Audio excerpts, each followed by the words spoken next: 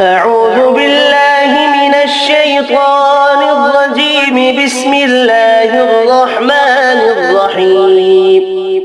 لن تنالوا البر حتى تنفقوا مما تحبون وما تنفقوا من شيء فإن الله به عليم.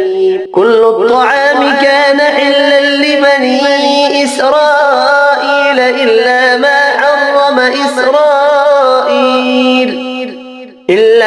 حرم إسرائيل على نفسه من قبل أن تنزل التوراة. قل فأتوا بالتوراة فاتلوها إن كنتم صادقين.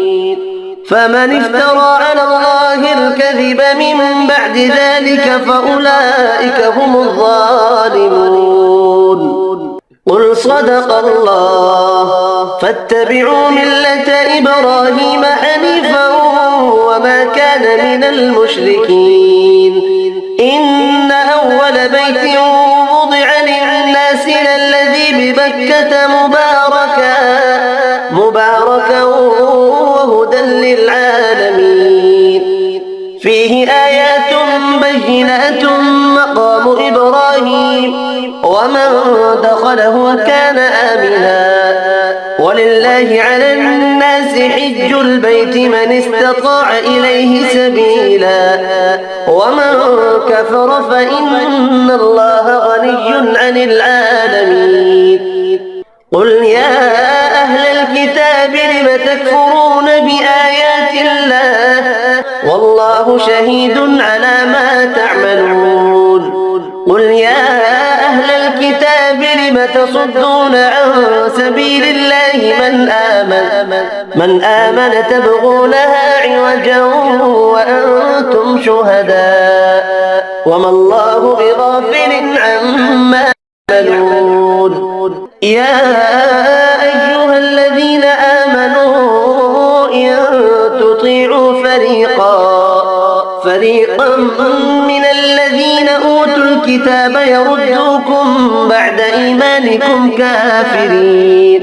وكيف تكفرون وأنتم تتلى عليكم آيات الله وفيكم رسوله ومن يعتصم بالله فقد هدي إلى صراط مستقيم. يا أيها الذين آمنوا اتقوا الله حق تقاته ولا تموتن إلا وأنتم مسلمون.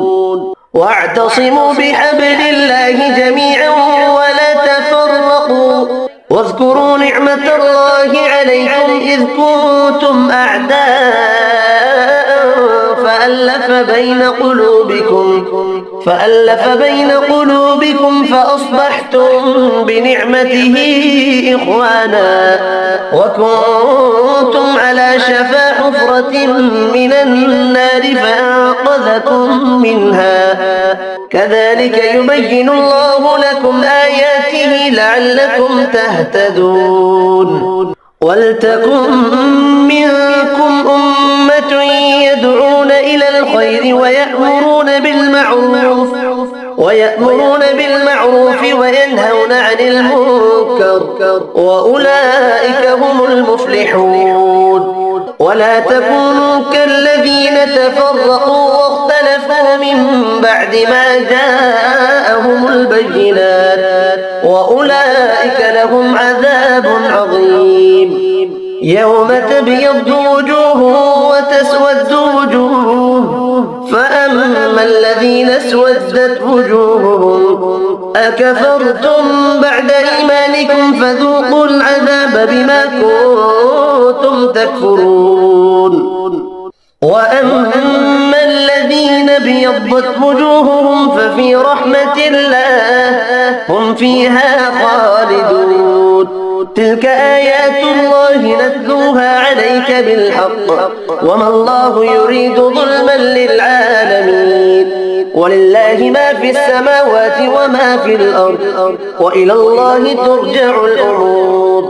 كنتم خير أمة أخرجت للناس تأمرون بالمعروف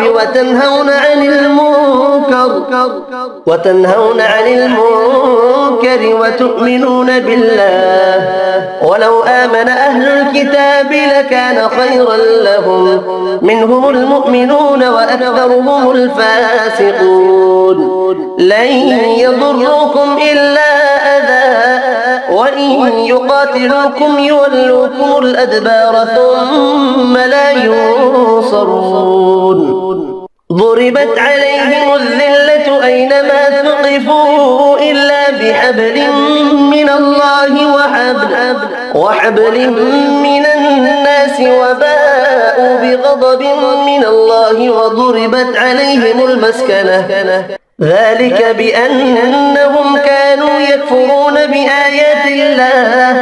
بآيات الله ويقتلون الأنبياء بغير حق ذلك بما عصوا وكانوا يعتدون ليسوا سواء من أهل الكتاب أمة قائمة يتلون آيات الله آناء الليل وهم يسجدون يؤمنون بالله واليوم الآخر ويأمرون بالمعروف وينهون عن المنكر ويسارعون في الخيرات وأولئك من الصالحين وما يفعلوا من خير فلن يكفروه والله عليم بالمتقين إن الذين كفروا لن تغني عنهم أموالهم ولا أولادهم من الله شيئا وأولئك أصحاب النار هم فيها خالدون مثل ما ينفقون في هذه الحياة الدنيا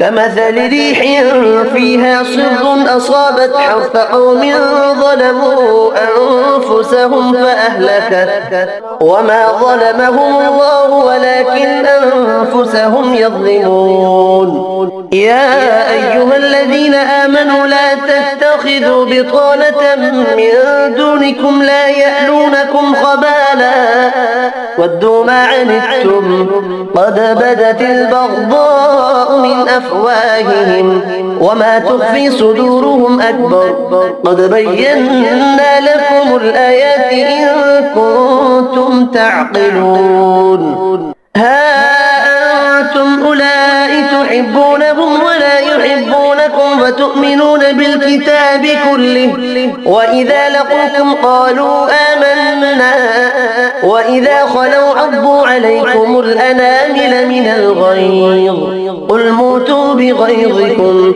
إن الله عليم بذات الصدور إن تمسسكم حسنة تسؤهم وإن تصبكم سيئة يفرحوا بها وإن تصبروا وتتقوا لا يضركم كيدهم شيئا إن الله بما يعملون محيط وإذ غدوت من أهلك تبوئ المؤمنين مقاعد للقتال والله سميع عليم إذ هم الطائفتان منكم أن تفشلا والله وليهما وعلى الله فليتوكل المؤمنون ولقد نصركم الله ببدر وأنتم أذلة فاتقوا الله لعلكم تشكرون إذ تقول للمؤمنين ألن يكفيكم أن يمدكم ربكم بثلاثة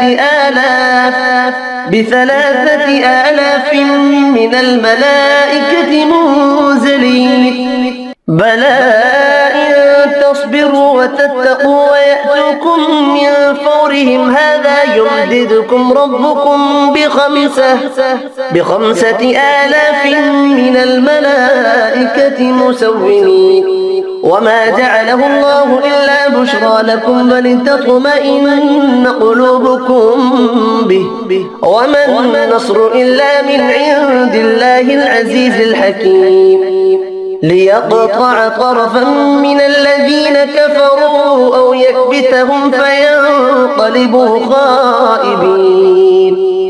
ليس لك من الأمر شيء أو يتوب عليهم أو يعذبهم فإنهم ظالمون.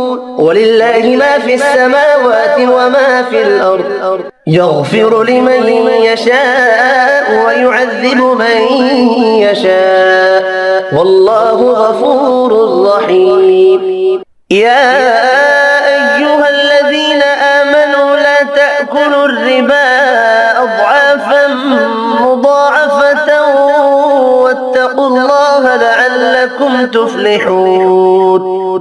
واتقوا النار التي أعدت للكافرين وأطيعوا الله والرسول لعلكم ترحمون.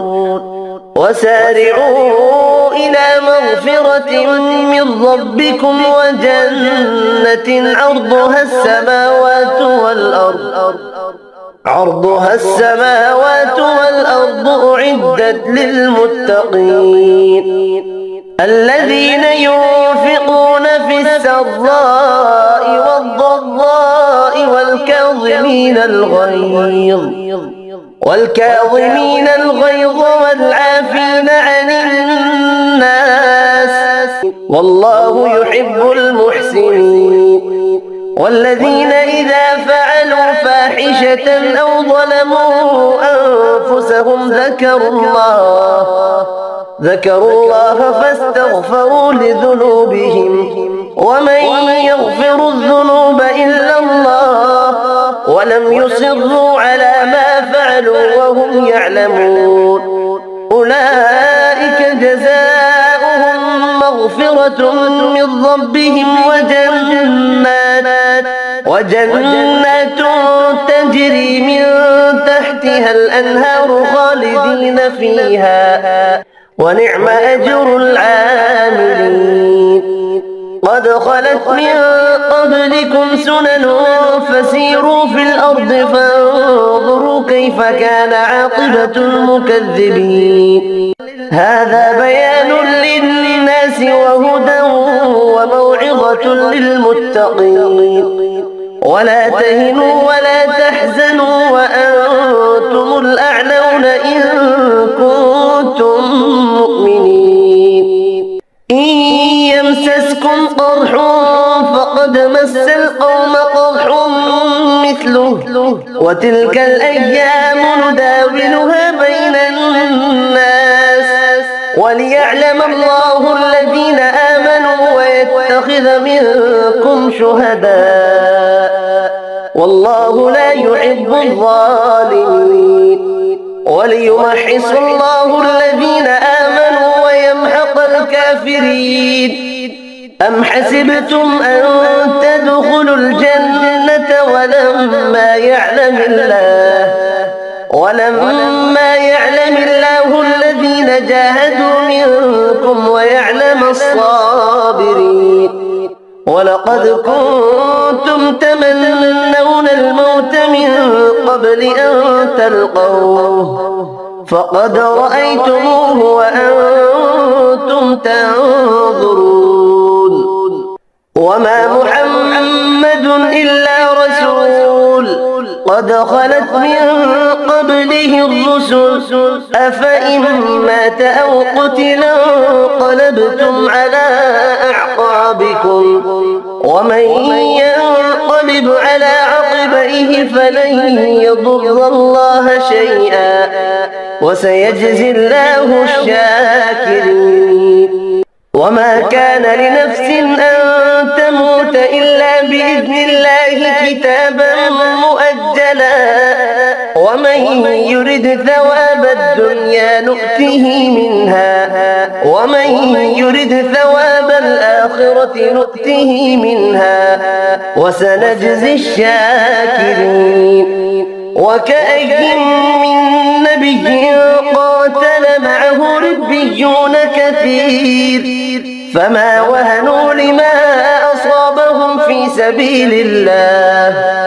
سبيل الله وما ضعفوا وما استكانوا، والله يحب الصابرين. وما كان قولهم إلا أن قالوا ربنا اغفر لنا ذنوبنا وإسرافنا في أمرنا وثبت أقدامنا وانصرنا على القوم الكافرين. فآتاهم الله ثواب الدنيا وحسن ثواب الآخرة، والله يحب المحسنين. يا أيها الذين آمنوا إن تطيعوا الذين كفروا يردوكم على أعقابكم فتنقلبوا خاسرين. بل الله مولاكم وهو خير الناصرين. سنلقي في قلوب الذين كفروا الرعب بما أشركوا بالله ما لم ينزل به سلطانا، ومأواهم النار وبئس مثوى الظالمين. ولقد صدقكم الله وعده إذ تحسونهم بإذنه حتى إذا فشلتم وتنازعتم في الأمر وعصيتم من بعد ما أراكم ما تحبون، منكم من يريد الدنيا ومنكم من يريد الآخرة، ثم صرفكم عنهم ليبتليكم ولقد عفا عنكم، والله ذو فضل على المؤمنين. إذ تصعدون ولا تلوون على أحد والرسول يدعوكم في أخراكم فأثابكم غما بغم لكي لا تحزنوا على ما فاتكم ولا ما أصابكم، والله خبير بما تعملون. ثم أنزل عليكم من بعد الغم أمنة نعاسا يغشى طائفة منكم وطائفة قد أهمتهم أنفسهم يظنون بالله غير الحق ظن الجاهلية، يقولون هل لنا من الأمر من شيء؟ قل إن الأمر كله لله، يخفون في أنفسهم ما لا يبدون لك، يقولون لو كان لنا من الأمر شيء ما قتلنا هاهنا. قل لو كنتم في بيوتكم لبرز الذين كتب عليهم القتل إلى مضاجعهم وليبتلي الله ما في صدوركم وليمحص ما في قلوبكم، والله عليم بذات الصدور. إن الذين تولوا منكم يوم التقى الجمعان إنما استزلهم الشيطان ببعض ما كسبوا ولقد عفى الله عنهم، إن الله غفور حليم. يا أيها الذين آمنوا لا تكونوا كالذين كفروا وقالوا لإخوانهم إذا ضربوا في الأرض أو كانوا غزا لو كانوا عندنا ما ماتوا وما قتلوا، ليجعل الله ذلك حسرة في قلوبهم، والله يحيي ويميت والله بما تعملون بصير. ولئن قتلتم في سبيل الله أو متم لمغفرة من الله ورحمة خير مما يجمعون. ولئن متم أو قتلتم لإلى الله تحشرون.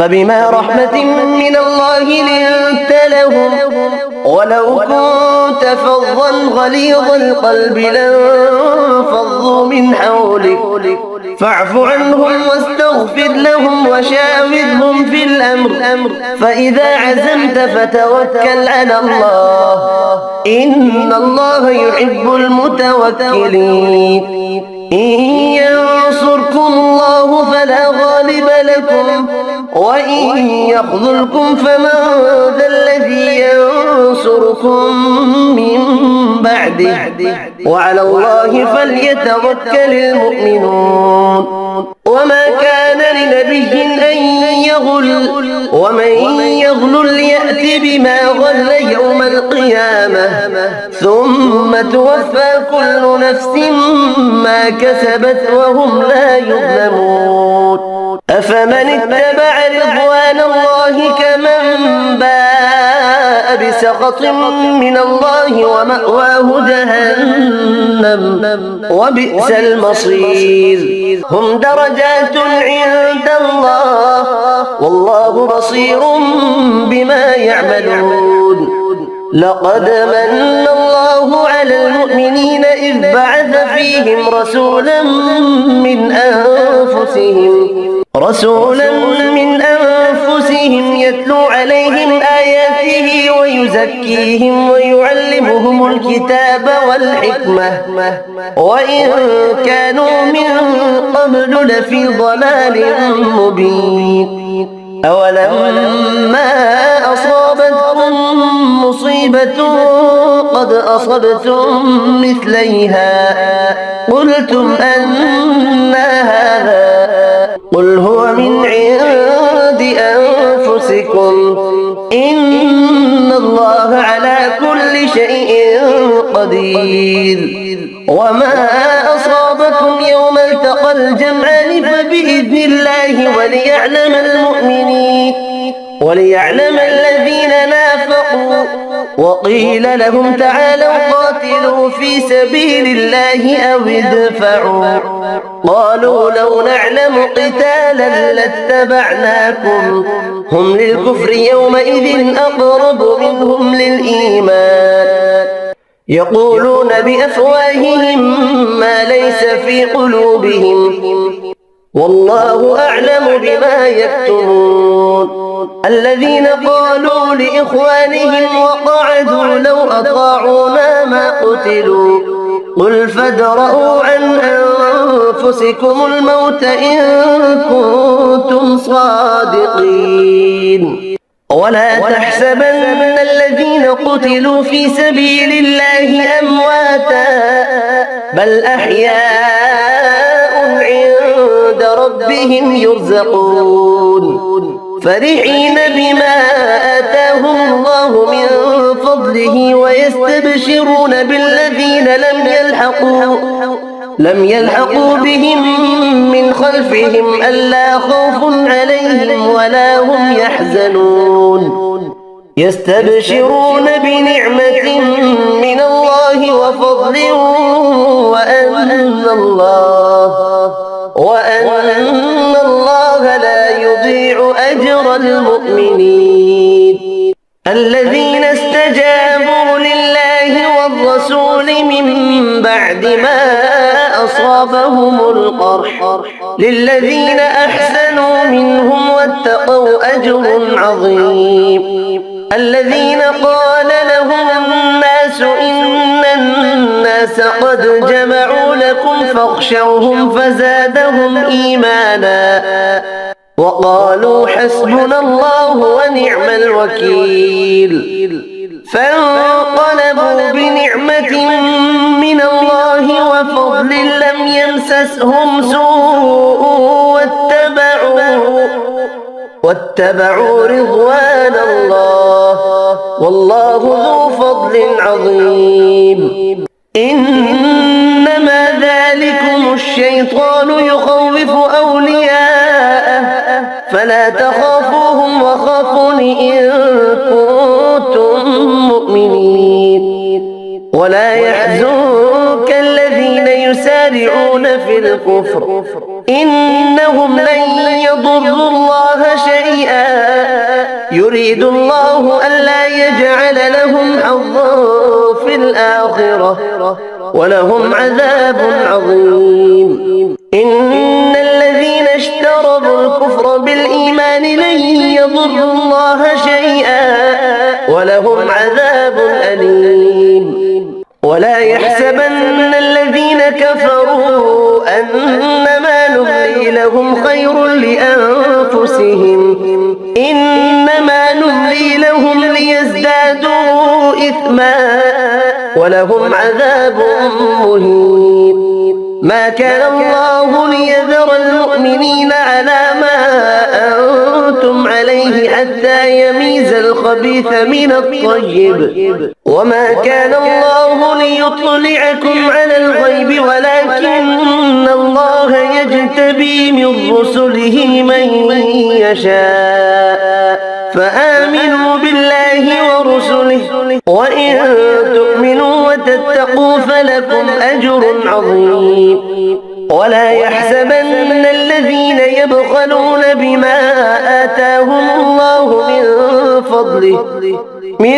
فضله هو خيرا لهم بل هو شر لهم سيطوقون ما بخلوا به يوم القيامة ولله ميراث السماوات والأرض والله بما تعملون خبير. لقد سمع الله قول الذين قالوا إن الله فقير ونحن أغنياء سنكتب ما قالوا وقتلهم الأنبياء بغير حق ونقول ذوقوا عذاب الحريق ذلك بما قدمت أيديكم وأن الله ليس بظلام للعبيد.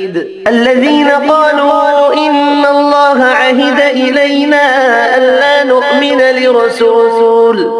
ألا نؤمن لرسول حتى يأتينا بقربان تأكله النار قل قد جاءكم رسل من قبلي بالبينات وبالذي قلتم فلم قتلتموهم إن كنتم صادقين. فإن كذبوك فقد كذب رسل من قبلك جاءوا بالبينات والزبر والكتاب المنير كل نفس ذائقة الموت وإنما توفون أجوركم يوم القيامة فمن زحزح عن النار وأدخل الجنة فقد فاز وما الحياة الدنيا إلا متاع الغرور. لتبلغن في أموالكم وأنفسكم ولتسمعن من الذين أوتوا الكتاب من قبلكم ومن الذين أشركوا أذى كثيرا وإن تصبروا وتتقوا فإن ذلك من عزم الأمور. وإذ أخذ الله ميثاق الذين أوتوا الكتاب لتبيننه للناس ولا تكتمونه فنبذوه وراء ظهورهم واشتروا به ثمنا قليلا فبئس ما يشترون. لا تحسبن الذين يفرحون بما أتوا ويحبون أن يحمدوا بما لم يفعلوا فلا تحسبنهم بمفازة من العذاب ولهم عذاب أليم. ولله ملك السماوات والأرض والله على كل شيء قدير. إن في خلق السماوات والأرض واختلاف الليل والنهار لآيات لأولي الألباب الذين يذكرون الله قياما وقعودا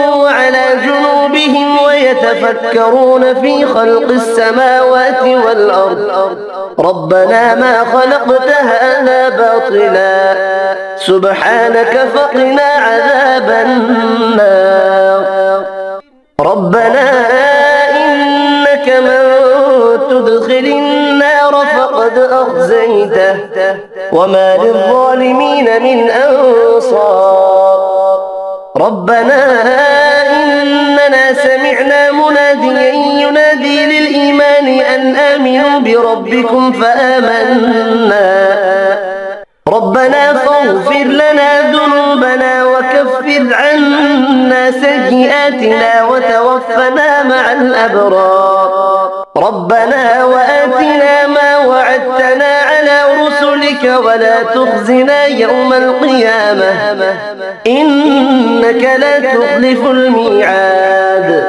فاستجاب لهم ربهم أني لا أضيع عمل عامل منكم من ذكر أو أنثى بعضكم من بعض فالذين هاجروا وأخرجوا من ديارهم وأوذوا في سبيلي وقاتلوا وقتلوا لأكفرن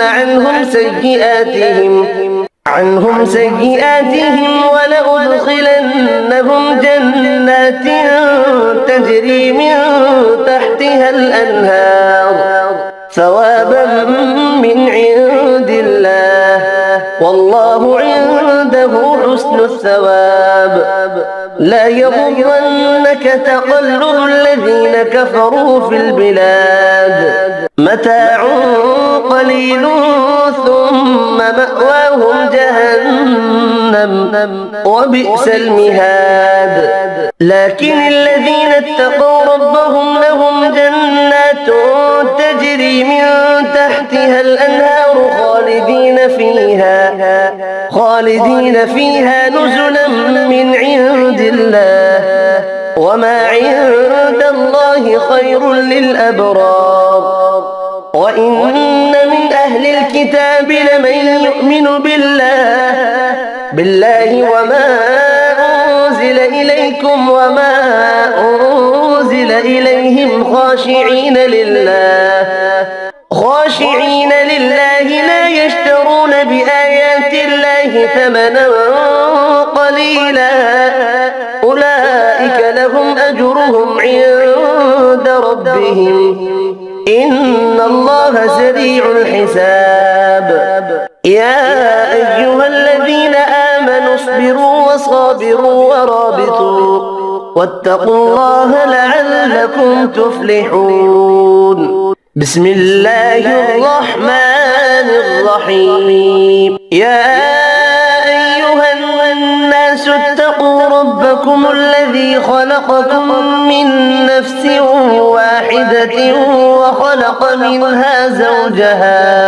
منها زوجها وبث منهما رجالا كثيرا ونساء واتقوا الله الذي تساءلون به والأرحام إن الله كان عليكم رقيبا وآتوا اليتامى أموالهم ولا تتبدلوا الخبيث بالطيب ولا تأكلوا أموالهم إلى أموالكم إنه كان حوبا كبيرا وإن خفتم ألا تقسطوا في اليتامى فانكحوا ما طاب لكم من النساء مثنى وثلاث ورباع فإن خفتم ألا تعدلوا فواحدة أو ما ملكت أيمانكم ذلك أدنى ألا تعولوا وآتوا النساء صدقاتهن نحلة فإن طبن لكم عن شيء منه نفسا فكلوه هنيئا مريئا ولا تؤتوا السفهاء أموالكم التي جعل الله لكم قياما وارزقوهم فيها واكسوهم وقولوا لهم قولا معروفا معروفا وابتلوا اليتامى حتى إذا بلغوا النكاح فإن آنستم منهم رشدا فادفعوا إليهم أموالهم ولا تأكلوها إسرافا وبدارا أن يكبروا ومن كان غنيا فليستعفف ومن كان فقيرا فليأكل بالمعروف فإذا دفعتم إليهم أموالهم فأشهدوا عليهم وكفى بالله حسيبا للرجال نصيب مما ترك الوالدان والأقربون وللنساء نصيب مما ترك الوالدان والأقربون مما قل منه أو كثر نصيبا مفروضا وإذا حضر القسمة أولو القربى واليتامى والمساكين فارزقوهم منه وقولوا لهم قولا معروفا وليخشى الذين لو تركوا من خلفهم ذرية ضعافا خافوا عليهم فليتقوا الله وليقولوا قولا سديدا إن الذين يأكلون أموال اليتامى ظلما إنما يأكلون في بطونهم نارا وسيصلون سعيرا يوصيكم الله في أولادكم للذكر مثل حظ الأنثيين فإن كن نساء فوق اثنتين فلهن ثلثا ما ترك وإن كانت واحدة فلها النصف ولأبويه لكل واحد منهما السدس مما ترك إن كان له ولد فإن لم يكن له ولد وورثه أبواه فلأمه الثلث فإن كان له إخوة فلأمه السدس من بعد وصية يوصي بها أو دين آباؤكم وأبناؤكم لا تدرون أيهم أقرب لكم نفعا فريضة من الله إن الله كان عليما حكيما ولكم نصف ما ترك أزواجكم إن لم يكن لهن ولد فإن كان لكم ولد فلكم الربع مما تركن من بعد وصية يوصين بها أو دين ولهن الربع مما تركتم إن لم يكن لكم ولد فإن كان لكم ولد فلهن الثمن مما تركتم من بعد وصية توصون بها أو دين وإن كان رجل يورث كلالة أو امرأة وله أخ أو أخت فلكل واحد منهما السدس فإن كانوا أكثر من ذلك فهم شركاء في الثلث من بعد وصية يوصى بها أو دين غير مضار وصية من الله والله عليم حليم تلك حدود الله ومن يطع الله ورسوله يدخله جنات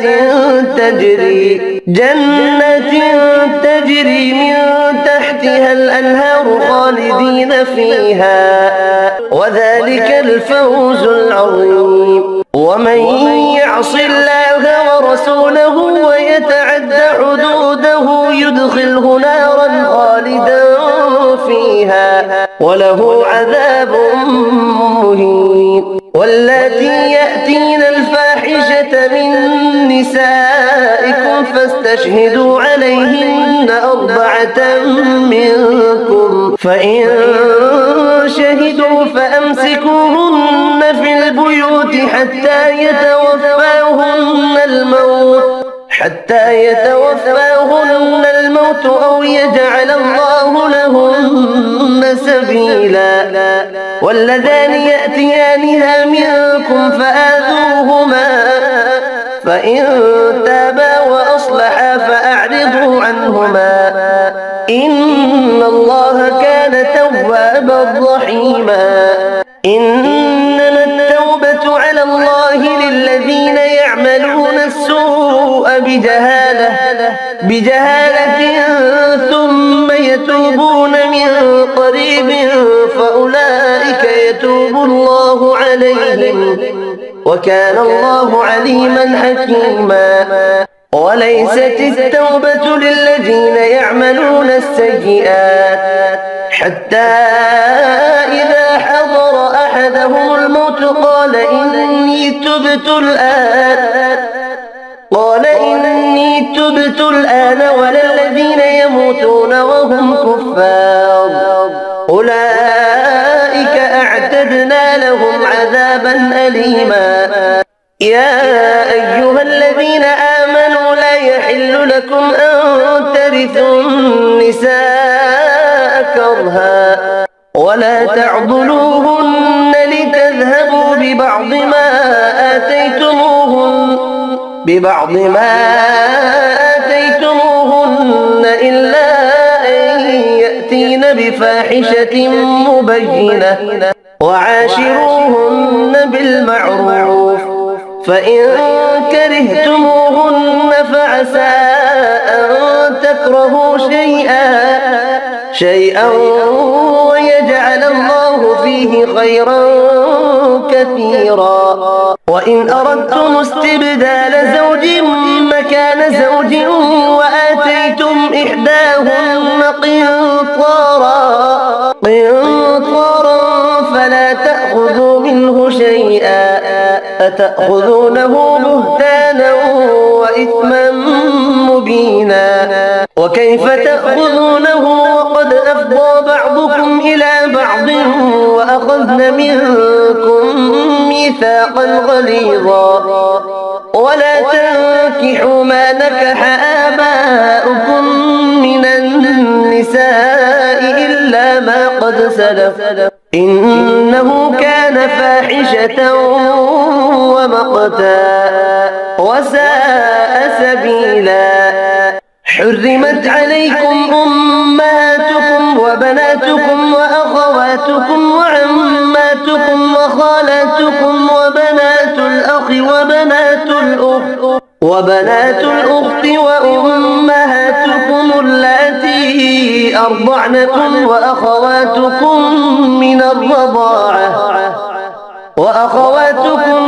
الرضاعة وأمهات نسائكم وربائبكم اللاتي في حجوركم من نسائكم اللاتي